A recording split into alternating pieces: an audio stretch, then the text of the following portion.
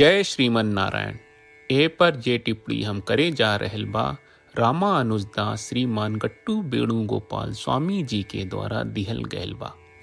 अध्याय 14 गुणत्रय विभाग योग श्लोक 20। गुणान् एतान् अतीत्यत्रीन् देहे देह समुद्भवान् जन्म मृत्यु जरा दुःखैः विमुक्तः अमृतम् अश्नुते। ओम। गीताचार्य श्री कृष्ण परमात्मा अर्जुन समेत हमनी सबके गुणत्रय विभाग योग सिखा रहल बानी। परमात्मा कह रहल बाड़न, हे अर्जुन, शरीर से जुड़ल 3 गुण से परे होके यही आत्मा जन्म मृत्यु बुढ़ापा आ दुख से पूर्ण रूप से मुक्त हो जाला, जेकरा से अमृत्यु की प्राप्ति होला। हे अर्जुन, मूर्त आत्मा के ई पहचान करे के चाही कि ओ 3 गो गुणन से अलग बा जौन शरीर के बा और ओकरा पर ऊ लोग के कौनो असर ना पड़े के चाहिए। जब आत्मा ई गुणन से परे हो जाले ता ई गुणन से पैदा होके वाला जन्म मृत्यु और बुढ़ापा के दुख से मुक्ति हो जाला और आत्म साक्षात्कार के आनंद के प्राप्त करेले, जौना के हमार दिव्य स्वभाव के साक्षात्कार के रूप में जानल जाला। ऐसे हमनी के आपन भीतर सद्गुण के विकास करी जा और ई माने कि सत्गुण रजोगुण और तमोगुण हमनी के शरीर में होखे वाला सब गतिविधियन के कारण हवे। एकरा अलावा सत्य गुण के विकास और रजोगुण और तमोगुण के दबावे खातिर और ई तीनों गुण से बंधल न रहे खातिर हमनी के श्री कृष्ण परमात्मा और श्रीमन नारायण की सेवा के रूप में अपन सगरी कर्म करे के कोशिश करी जा। श्रीमन नारायण के हाथ में साधन के रूप में काम करी जा। श्री कृष्ण परमात्मा के शिक्षा के ध्यान करत हमनी के श्रीमन नारायण की प्राप्ति के उद्देश्य से अपन शरीर के उपयोग करे के शुरुआत करी जा। हमनी के श्रीमन नारायण के पूरा तरह से समर्पण करी जा और श्री कृष्ण परमात्मा के वचन के श्लोक के रूप में दोहरावे के कोशिश करी जा। गुणान् एतान् अतीत्यत्रीन् देहे देह समुद्भवान् जन्म मृत्यु जरा दुःखैः विमुक्तो मृतमश्नुते। श्रीमद् भगवत गीता का पूरा सार श्री कृष्ण परमात्मा ने अध्याय 18वें के श्लोक 65 से 70 में 8 काम करे खातिर दिले बाड़े। श्री कृष्ण कहले, हम ओ लोगन से प्रेम करनी जो लोग इन 8 बातन के मान तारे। हम ओ भक्तन के हर तरह से रक्षा करब। श्री कृष्ण परमात्मा के द्वारा बोलल गईल संपूर्ण भगवत गीता सुनला के बाद अर्जुन कहले, करिष्ये वचनम त्वा, जेके मतलब बा कृष्ण मैं उही करब जौन आप कही। यही कारण बा श्री कृष्ण अर्जुन के हर तरह के सफलता आ विजय प्रदान करेले। आई परमात्मा के आपन व्रत देई कि हमनी के ये 8 गौ कर्म के पालन करी जा। ई वचन परमात्मा के देवे से बड़न कौनो पूजा तपस्या यज्ञ नहीं।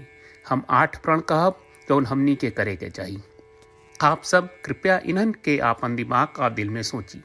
श्री कृष्ण के आपन वचन देवे के ई तरीका में हमनी सबकी कल्पना करे के चाहिए कि श्री कृष्ण का चेहरा खुशी से चमकत बा और खुशी के एहसास करत बा। जय श्रीमन नारायण। यहाँ हमनी के 8 वादा बा। हमनी के पहला वादा, हे श्रीमन नारायण, आपका निर्देश के मुताबिक हम हमेशा तोहार ध्यान करब और तोहार बारे में सोचब।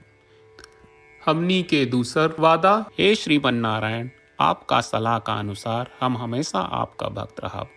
हमनी के तीसर वादा, हे श्रीमन नारायण, हम आपन सब काम तोहरा सेवा के रूप में और तोहरा संतुष्टि खातिर करब। हमनी के चौथा वादा, हे श्रीमन नारायण, जैस की आप माने के कहले रहलू, हमरा बहुत विश्वास बा कि हम आपके होई और हम हमेशा आपन दोनों हाथ जोड़ के आपके नमस्कार करब और आपकी पूजा करब। हमनी के पांचवा वादा, हे श्रीमन नारायण, हमरा के तोरा बात माम एकम शरणम ब्रज 1866 याद कहले, जहां आप हमरा के आपन का अर्पित करे का कहा। श्रीमन नारायण, मैं हमेशा तोरे शरण में रहब। हमनी के छठवां वादा, हे श्रीमन नारायण, हमरा के तोहरा बात माँ सुचहा 1866 याद कहले कि आप हमनी के शोक ना करे का आश्वासन दे रहे बड़े, हम अब और शोक ना करब। हमनी के सातवां वादा। हे श्रीमन नारायण, आपने हमरा खातिर श्रीमद् भगवत गीता के वितरण करके हम सबके कृपा कहले और आशीर्वाद दहले बा। हम वादा करत बानी कि रोजाना कम से कम एक श्लोक पढ़ब या सुनब। हमनी के आठवां वादा। हे श्रीमन नारायण, आप गीता के पूरा मानवता तक ले गयलू। हम गीता में आपके दिव्य वचन के उन भक्तन तक पहुँचावे के प्रयास करब जे गीता से अपरिचित बा। हे श्रीमन नारायण, हम उई करब जौन तू करे का कहब। हम ऐसन व्यवहार करब जैसन आप चाहत बानी और हम खाली आपका खातिर काम करब। श्रीमन नारायण के रोज आपन वचन देहल कि हम ओइस करब जैस आप कहत बानी, ई अपने आप में बड़न पूजा बा। श्रीमन नारायण, करशे वचनम त्वा। श्रीमन नारायण, हम तोरे निर्देश के मुताबिक काम करब।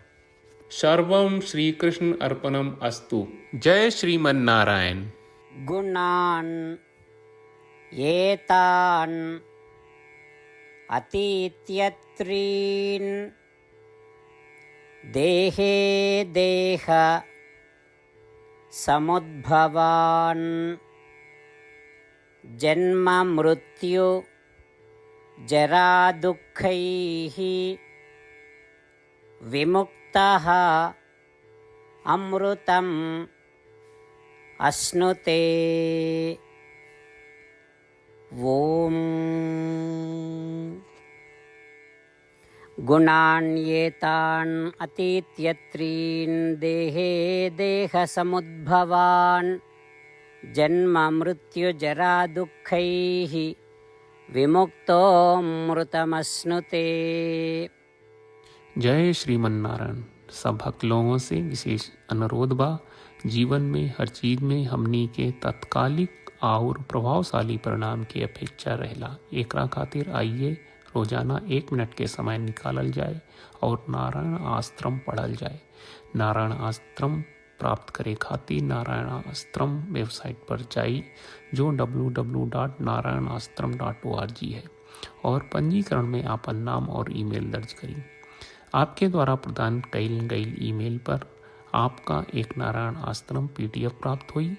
PDF में एक रामायण श्लोक, एक गीता श्लोक और एक विष्णु नामम बा। ये तीनों के मिल के नारायण आश्रम कहल जाला। हर व्यक्ति के ये श्लोक के अलग अलग संयोजन मिलेला। जब हर कोई 24,000 भक्तन के साथ रोजाना आपन नारायण आश्रम पढ़त आ सुनत बा, ता हर दिन संपूर्ण रामायण का एक दौर, श्रीमद् भगवत गीता पारायण के 33 दौर और श्री विष्णु सहस्त्रनाम स्तोत्र पारायण के 24 दौर प्रतिदिन पूरा होएला। ई एक बहुत ही उल्लेखनीय और विलक्षण परिणाम बा, जौन हर एक दिन ऐस करे से निकलेला। ई कारण बा कि आप और आपके परिवार के सदस्य तुरते जाके आपन नारायण आश्रम प्राप्त करी। जय श्रीमन नारायण।